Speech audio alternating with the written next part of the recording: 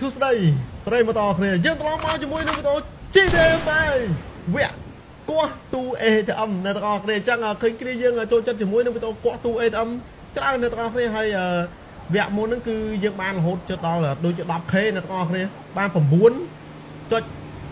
បើ 9.2 ក៏ 9.3k ដែរអ្នកទាំងអស់គ្នាស្ទើរតែបន្តិចមិនស្ទើរតែ 0.67k អ្នកទាំងអស់គ្នាវាស្មើនឹង6,700 like ហ្នឹងអញ្ចឹងយើងប៊ីបាន 10000 like អ្នកទាំងអស់គ្នាអញ្ចឹងវីដេអូវគ្គនេះគឺជាអេពីសូតទី2ដោយសារតែគ្នាយើងគ្រប់ត្រូលគ្នាជាចូលចិត្តច្រើនអញ្ចឹងគឺយើងមកធ្វើការកោះទូ ATM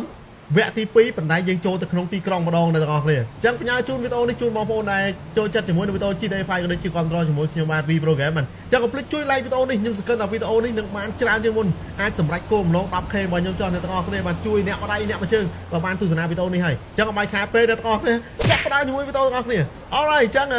វគ្គមុនលួចបានច្រើនដែរបានលួចបានច្រើនជាមួយនឹងបងធំបាទកំពង់ឆ្នាំងឬកំពង់ធំអ្នកទាំងអស់គ្នាបងធំយើងអ្នកទាំងអស់គ្នាកំពង់ឆ្នាំងកំពង់ធំឬបងធំបាត់ដំបងខ្ញុំមានអារម្មណ៍ថាខ្ញុំច្រឡំខ្លួនឯងអញ្ចឹងគ្នាយើងមានដឹងថាបងធំខ្ញុំដាក់ឈ្មោះបងធំនៅតំបន់នៅស្រុកណានៅខេត្តណាដំបងគេគ្នាយើងកុំភ្លេចជួយប្រាក់ខ្ញុំផងខ្ញុំមានអារម្មណ៍ថារៀងវគ្គមែនអ្នកទាំងអស់គ្នាប៉ុន្តែម្ដងនេះគឺបងធំកំពង់ចាមយើងបានចេញមុខមកម្ដងដោយសារតែវគ្គមុនហ្នឹងគឺឃើញថាបងធំយើងអ្នកទាំងអស់គ្នាប្លន់បានច្រើនបាន travel ប្លន់បានច្រើនអញ្ចឹងយើងបងធំកំពង់ចាមមកប្លន់ដែរតោះឥឡូវយើងចេញទៅទីក្រុងអ្នកទាំងអស់គ្នាឥឡូវខ្ញុំនៅព្រៃភ្នំឡើយទេបាទអូខេអ្នកទាំងអស់គ្នាខ្ញុំកំពុងតែមានកម្រងជាមួយនឹងវីដេអូ GTA 5 ប្រភេទថ្មីអ្នកទាំងអស់គ្នាចំនួន2វគ្គទី1គឺវគ្គប៉ូលីសប៉ុន្តែមិនមែនប៉ូលីស Michael គឺប៉ូលីសថ្មីហើយមួយទៀតហ្នឹងគឺ GTA លក្ខណៈ remaster ដែរប៉ុន្តែលក្ខណៈ graphic មួយទៀតហើយសាច់រឿងគឺយើងលេងមាន mission ថ្មីទៀតហើយ graphic គឺប្លែកជាងមុនអញ្ចឹងខ្ញុំកំពុងរៀបចំមែនតើឃើញអ្នកគ្នាយើងចង់ទស្សនាឡើងវិញអញ្ចឹងខ្ញុំនឹងរៀបចំអ្វីថ្មីជូនអ្នកទាំងអស់គ្នាអញ្ចឹង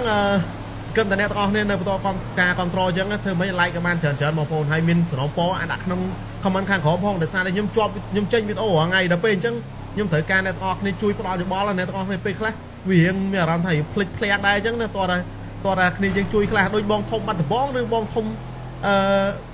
បងធំយើងនៅខេត្តណាពិតប្រកបអ្នកទាំងអស់ខ្ញុំមានអារម្មណ៍ថាច្រឡំចុយអាខ្លានេះចេញមកអញ្ចឹងពេលខ្លះរៀងមានច្រឡំអញ្ចឹងដែរមានគ្នាយើងថាម្ដងចេះម្ដងចុះវាយខ្ញុំឡើងចង់វល់ខ្ពស់ហ្នឹង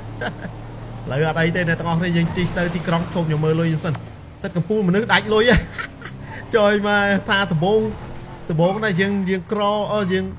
នៅខាងក្រៅទៅថាក្រអានៅក្នុងហ្នឹងក៏ក្រដែរឆែកមើលលុយផ្លែសិនលុយបានលុយនៅសល់300ជាងឃើញអាវគ្គមុនអ្នកទាំងអស់គ្នាចង់ខ្ញុំ upgrade ម៉ូតូម្ដងកាយម៉ូតូកាចាស់អញ្ចឹងណាអញ្ចឹងចាំមើលវគ្គនេះខ្ញុំរកលុយសិនអ្នកទាំងអស់គ្នាសំខាន់យើងមាន$300ជាងបាទហើយការមុនហ្នឹងគឺវគ្គយើងអ្នកទាំងអស់គ្នាយើងអត់អាចចង់ថាយើងរកកន្លែងម៉ាតរកអីអត់ឃើញខ្ញុំហ្គេមខ្ញុំ error ឥឡូវម៉ាតខ្ញុំចេញមកវិញហើយវាមានសញ្ញា load នៅលើនឹងវិញនេះ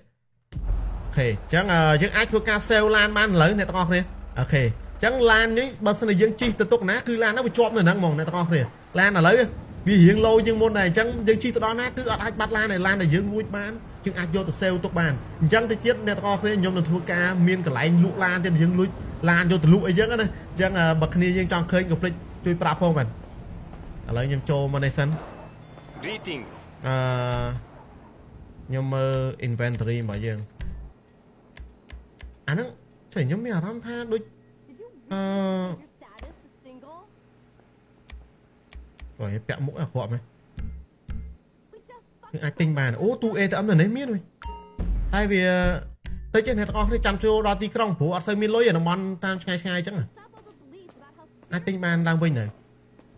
អូខេទិញបានវិញហើយអ្នកទាំងអស់គ្នាពីមុនមកទិញអត់បានទេអ្នកទាំងអស់គ្នាឥឡូវខ្ញុំធ្វើការផឹកភេសជ្ជៈមួយសិនដើម្បីយកកម្លាំងមិនដាក់